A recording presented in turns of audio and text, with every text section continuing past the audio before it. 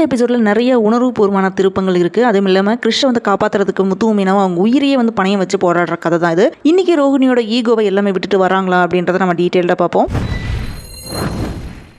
நேற்றுக்கு முத்து என்ன பண்ணியிருக்கான்னா கிறிஷ் மேலே வந்து கம்ப்ளைண்ட் கொடுத்து அவரோட காலில் விழுந்து முத்து வந்து கெஞ்சிரான். இன்றைக்கி அந்த ஃபேமிலியோட வாசலில் வந்து காலையிலேருந்து ஈவினிங் வரைக்கும் வந்து வெயிட் பண்ணிட்டு இருக்கான். ஸோ முத்து மனசில் என்னென்னு பார்த்தீங்கன்னா அவனோட குழந்தை பருவத்தில் வந்து சந்தோஷமாக இருக்கணும், அதுக்காக வேண்டி இவன் இவ்வளோ தூரம் வந்து போராடிட்டு இருக்கான். கிறிஷுக்காக வேண்டி நான் இதை கண்டிப்பாக நான் செய்வேன் அப்படின்ட்டு வந்து உறுதியாக வந்து இருக்கான். அப்போ வந்து மீனா வந்து கண்ணீரோட முத்துட்டு வந்து என்ன கேட்குறாங்க, நீங்கள் இப்படி செய்வீங்கன்னு நினைக்கவே இல்லை அப்படின்னு வந்து மீனா கேட்டதுக்கு எகெயின் முத்து என்ன சொல்கிறான்னா அவன் குழந்தை பருவத்தில் வந்து சந்தோஷமாக இருக்கணும், அதுக்காக நான் இதை வந்து கண்டிப்பாக செய்வேன் அப்படின்ட்டு வந்து உறுதியாக வந்து சொல்லிடுறான். ஸோ அந்த சீனை வந்து நம்ம பார்க்கும்போது நம்ம மனசுக்குள்ளே வந்து அவ்வளோ கஷ்டமாக இருக்குது. ரியல் லைஃப்பில் நம்ம வந்து சாக்ரிஃபைஸ் பண்ணுவோமா அப்படின்ற நம்ம ஃபீல் பண்ணுற வைக்கிற அளவுக்கு வந்து இருக்குது. இவங்க ரெண்டு பேரும் கஷ்டப்பட்டு சம்பாதிக்கிற எல்லா ஆர்டரையுமே வந்து சவாரி எல்லாமே விட்டுட்டு ரோட்டில் உட்காந்து சாப்பிட்டுட்டு இருக்காங்க. கிறிஷோட ஃபியூச்சருக்காக ரெண்டு பேருமே வந்து வெயிட் பண்ணிட்டு இருக்காங்க. ஸோ ஈவினிங் டைம் வந்த உடனே வீட்டில் இருக்கிற ஃபியூ மெம்பர்ஸ் அவங்களை வந்து நோட்டீஸ் பண்ணுறாங்க. ஏன் இந்த பசங்க ரோட்டில் இருந்து அப்படியே வந்து உட்காராங்க அப்படின்றதையும் ட்ராஜிக் எக்ஸ்பிரஷனில் தான் வந்து பார்க்குறாங்க. ஸோ இதை நோட் பண்ண அந்த கம்ப்ளைண்ட் கொடுத்தரோட ஃபேமிலியில் இருக்கிறவங்களோட மனசே வந்து மாறி வீட்டுக்குள்ள வந்து கூப்பிடுறாங்க ரெண்டு பேத்தையுமே.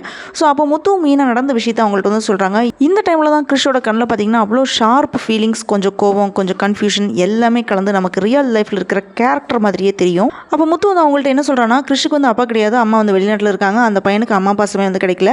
அந்த நேரத்தில் வந்து ஸ்கூலில் இருந்த சில பசங்க உனக்கு அம்மா இல்லை நீ போய் சொல்கிற அப்படின்னு வந்து கிண்டல் பண்ணியிருக்காங்க. உங்கள் பையனும் அதே மாதிரி தான் வந்து பேசியிருக்கான். ஸோ அம்மா பாசத்துக்காக ஏங்கிட்டு இருந்தவனுக்கு திடீர்னு கோவம் வந்து இப்படி செஞ்சுட்டான், அவன் இப்படி செய்கிற ஆளே கிடையாது அப்படின்னு வந்து சமாதானம் பண்ணுறான். என்னதான் அந்த பர்சன் வந்து ஃபஸ்ட்டு கோவப்பட்டாலுமே அதுக்கப்புறம் அவரோட மனசு வந்து மாறிடுது. ஆனால் நான் நாளைக்கு ஸ்கூலுக்கு வருவேன், அந்த பையன் வந்து ஒரு டெஸ்ட் வைப்பேன், அதுக்கப்புறம் தான் என்னோட முடிவு வந்து சொல்ல முடியும் அப்படின்னு கட் அண்ட் ரைட்டை வந்து சொல்லிடுறாரு. ரோஹிணி பார்த்தீங்கன்னா எகெயின் அண்ட் எகெயின் கோவத்தில் கிறிஷை வந்து கண்ட்ரோல் பண்ண வைக்கணும் ட்ரை பண்ணுறா.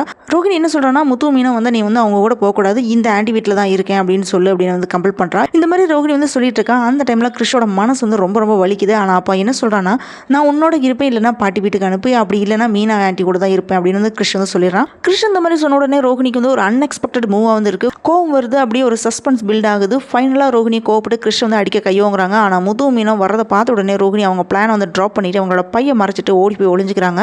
அங்கே வந்து முத்துவும் மீனாவும் கிறிஷ் வந்து கூட்டிகிட்டு போயிடுறாங்க. கிறிஷ் வந்து ரொம்ப சந்தோஷமாக அவங்க கூட வீட்டுக்கு போயிடுறான். அதே மாதிரி கிருஷ்ணாவை அடித்த பையனோட அப்பாவுக்கு வந்து நாளைக்கு டெஸ்ட் வைக்கிறாங்க அப்படின்ற சொன்ன விஷயம் வந்து ரோஹிணிக்கு எப்படியோ வந்து தெரிஞ்சு போயிடுது. அதுக்கு அவங்க எப்பவும் இப்படி தான் ஏதாவது போய் சொல்லிட்டே போவாங்க அப்படின்னு வந்து சொல்கிறாங்க. ஆனால் முத்துவும் மீனாவும் எந்த ஒரு எக்ஸ்பெக்டேஷனுமே இல்லாமல் கிறிஷோட ஃபியூச்சருக்காக வேண்டி ஒரு முடிவு எடுக்கிறதுக்காக வேண்டி வெயிட் பண்ணிட்டு இருக்காங்க. முத்துவோட சாக்ரிஃபைஸ்னால கிறிஷோட சந்தோஷத்துக்காக லைஃபை விட ஒரு அர்ப்பணிப்பு அப்படின்னு சொல்லலாம். மீனா சப்போர்ட் எப்படி இருக்குன்னு பார்த்தீங்கன்னா சைலண்ட் சப்போர்ட், பட் இமோஷனலி வந்து ஸ்ட்ராங்காக இருக்குது. கிறிஷ் வந்து கரேஜ் டு ஃபேஸ் வில்லன், நான் கேர் பண்ணுறவங்களை வந்து ப்ரொடெக்ட் பண்ணலாம்.